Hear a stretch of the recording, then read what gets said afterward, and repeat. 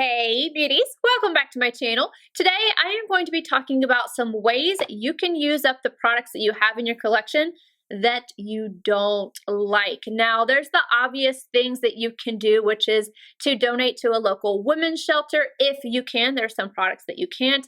You can donate to a friend, which I like to do all the time. There's several things that you can do, and I encourage you guys to list some of those down below along with some of your things that you like to do to try to use up products. But I'm talking about these are things that are staying in your collection.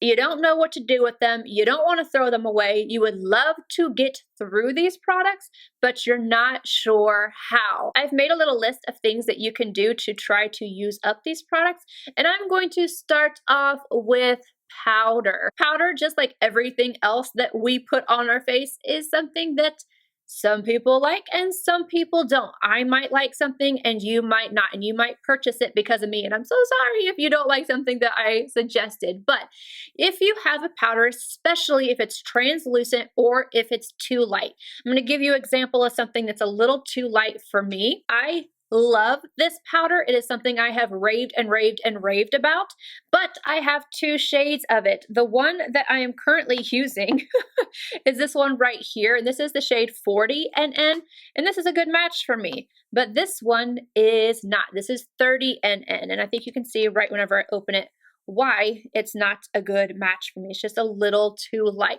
There's several different things you could do with this. If you like the powder, you could use it if it's too light to brighten up the center of your face, or something that I personally like to do is I will use something like this or a translucent powder that I don't enjoy, and I will set underneath my brow arch. So I will go ahead, I prime my eyes, and I always set just right underneath my brow arch. And I like to take a brush like this. This is the MAC 252, and I kind of will diffuse the line where I have carved out my brows as well. So you can take this and do that, and it will set that area. Or if you're somebody who sets the entire eye, you can use it to set your entire eye if you wanted to. But I like to just set right underneath my brow arch, and then I will kind of blur the line where I have carved out my brow. So that is something that I like to do with a powder that is too light if I do not like it on my face. If I do like it on my face, well, then I can just dust it down the center of my face, and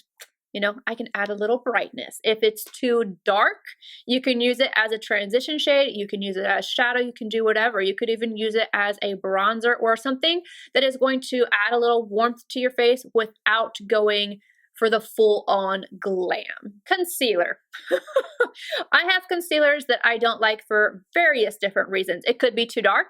If it's too dark, like, let me show you. This one right here, this is the LANCOME Tint Idole Ultra Wear Camouflage. This covers up some anything. Very, very little, use very little. But this shade is too dark for me. However, it is such a good corrector. So if I need something covered up, dark covers dark. I will use this, and I like to use it even on my sun damage sometimes. And I put that on, I kind of let it set a little bit, and then I will go on with my foundation. So this might not be a good color for underneath my eyes or even spot correcting because it's too dark, but for covering up darkness, it does an amazing job. If it's too light, you can always brighten up your under eye. You can mix it. So I have two different shades. I actually have a couple different shades of this concealer. This one right here is too light for me. This one's too dark. If I mix the two, they are perfect for me. For concealers that you just don't like, it could be the right color, but you just don't like it. If it's a matte concealer, like something I used to use all the time, but I don't use it anymore, the Tarte Shape Tape, as you can see, this one is now done. I just finished this. I went through my Anastasia Beverly Hills eye primer, which is so good. And I knew that I liked this as an eye primer because I've used it so many times. I decided, I think I have one more that's a different color, but I decided that I was going to use this up just by using it as an eye primer. But what you want to be careful of is not to use something that's too hydrating on the eye or anything that contains oil, because if you use that, and you do your eyeshadow, then you can have creasing and issues like that. You want to make sure that you're using something that kind of dries down, that has more of a matte finish, and if you want an extra layer of protection, you can go in and you can set the entire eye. If it's a hydrating concealer that you don't like, I like to do this. Sometimes the rest of my face can be completely normal, or it's combination self, oily, normal, it'll be dry in different areas, but I want to wear a specific foundation. I will take a hydrating concealer like the one from YSL, and I will go right around my mouth with that because it's a good color match. I tend to wear the same color for my under eye as I do for the rest of my face.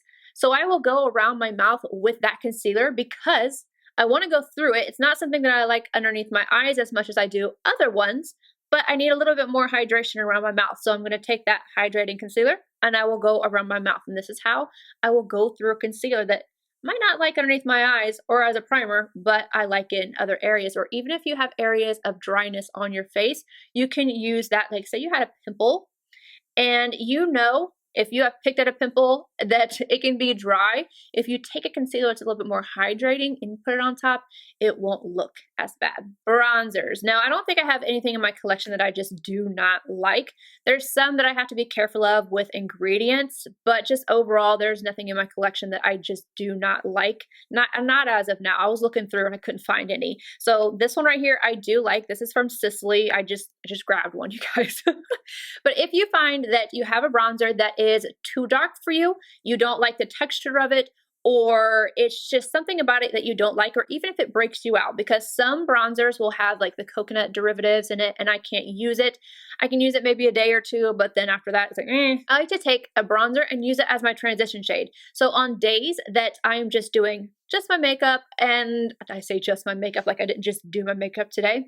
If I'm just doing a more natural look and I'm wearing bronzer, I will specifically take a bronzer and I'll keep it in the drawer of my favorite bronzers. And I will try to go through it by using it as my transition shade whenever I'm not doing a full-on makeup look. It's one of my favorite things to do. I won't use any other shades. I will set my eye, go in and use it as a transition to just add a little something, and I put it right underneath. And it might take you some time, but you can definitely go through your bronzer that way. And if you're somebody who likes to do some contouring on the body, you can do that as well. You can warm up areas of the body with the bronzer that maybe you don't love. Primers. There's all different kinds. There's the gripping kind, there's the blurring kind, there's the hydrating kind, several different kinds. So it just depends on the type of bronzer. I'm already thinking, I'm going right back to bronzers. It just depends on the type of primer that you are using. Let's say a gripping primer. I like this, so don't think that I don't, but this is a very grippy primer. If you didn't like this, you could again use it on your eyes, and you want to use a teeny tiny little bit, and then set it with a loose powder or a shadow, and you can use it as an eye primer. That works. A hydrating primer. This one is Natural Radiance. This is something I used to use all the time. This one actually has oil controlling properties as well as hydrating, but if you have a hydrating primer that you don't like, use it on your hands. Why not? I mean, it's got hydrating properties in it, so why put it to waste? You can put it on your hands. Almost all primers will give you some kind of smoothing aspect, and then the extra hydration will make your hands look amazing. If you have one of those putty type blurring primers, you can also use that on your eyes. You can use it on your smile lines. You can also try to use it underneath your eyes. The thing with this is that you really want to make sure that you're using a small amount, and just try it in different areas. Sometimes there's things that I do not like on my pores, especially if it has a lot of silicones in it.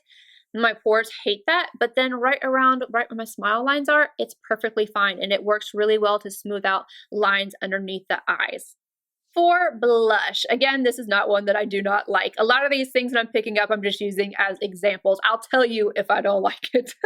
You can use blush for several different things. You can go and have just like a little bit of gloss, just enough to give you a little bit of stick. Take your blush and go on top of that, and then add a little bit more gloss, and it will give you a little bit of tint. You can use this on your eyes just like your bronzer. You do have to be careful Blushes do contain some things that can be irritating to eyes, so make sure that you are not sensitive to the ingredients. And that kind of goes with everything that I'm talking about today. Make sure that wherever you're placing these items, that you're not sensitive to the ingredients and where you're putting them, especially on the eyes. But me personally, I can put blush on my eyes all day long and I have no problem with it. That doesn't mean that you won't though. But I love to add, especially for a monochromatic look, I love to do the bronzer, add a little bit of blush, and have the blush on the cheeks. You can also mix. So say you have a blush that's too light, you can mix it with another blush and just go through it that way. So I could take this one and the one that I am wearing today. This is Tom Ford Inhibition, and then this is Jane Iredale Copper Wind. And you can see there's definitely a difference in tone here. So if I wanted to not be this dark but not be this light, you could go in and mix the two. Brow pencils. I know a lot of us have gotten brow products that we're just like, oh, I do not like this on my brows. I feel like it's too slippery or it's not the right color or anything like that.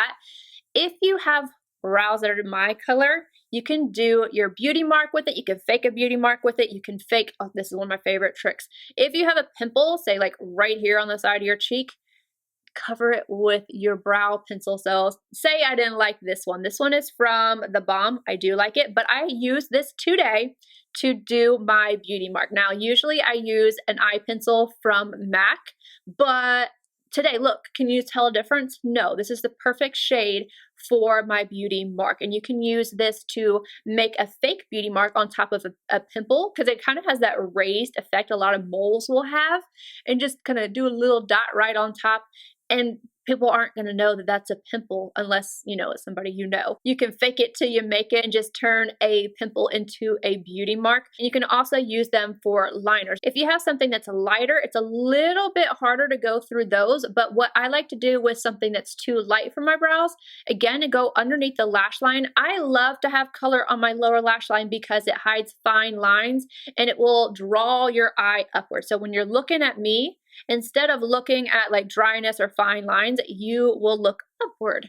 So I can take something that's a little too light, go on like I would a regular eye pencil, and then buff it out really quickly. It's another way to use something that's not quite the color for a beauty mark, but it's just dark enough to add a little bit of shade right underneath your lash line. Eyeshadows. We all have eyeshadows that we don't like, whether it is the natural tones like these right here, or what I just spoke about, these right here. These are from MAC, the new shadows. If you want to see this eye look, I did it yesterday. But first, let me start off with the natural tones. You can use these to do your brows. Just take an angled brush and fill in your brow with something that is appropriate for it. Like this one right here or this one would do my brows just fine. You can help fill in your hairline with them. Nothing is gonna fill this in, but let's say I had my natural hair color, which is about the same color as my brows.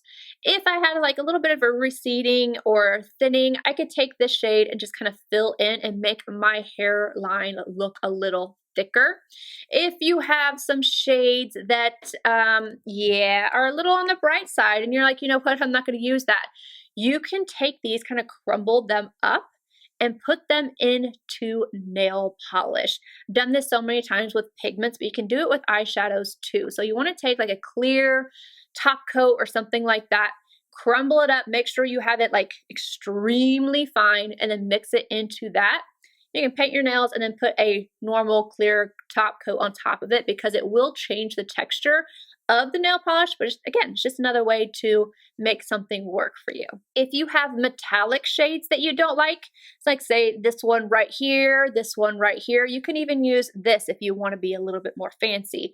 You can use those wet and create a liner, so you don't have to use them as shadows. You can use them as a liner, whether it's just a straight across the lid or a winged liner. They are beautiful. Which brings me to my next product you would need to use for shadows. You could just go in with a wet brush. It doesn't have to be a setting spray or Fix Plus, anything like that.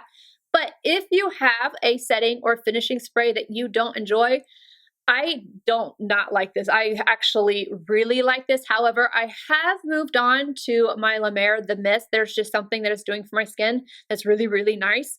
But this is the Watermelon Glow Ultra Fine Mist, and I want to finish this up. So I will take one of my shadows, say it's a metallic shadow. I will pick up the shade first. I don't like to get my brush wet and then go into the shade, just because you can create hard pan. This is just my preferred method, but really there's no right or wrong. It's whatever you like to do. Pick up the shade, and then I will take it about a foot away and spray it. That will make your metallic shadows much more intense, and it will also help you create that liner. So if you have a setting spray, whether it's a setting spray, a finishing spray, whatever it is, as long as it can get your brush wet, basically it will work. So you don't have to sit here and spray your face to use it up. You can just use it with your shadows. Anyone else have a mascara you don't like? I know I do. This one I actually don't like. So this is a product I do not like, and it is the Grande Drama Intense Thickening Mascara with castor oil.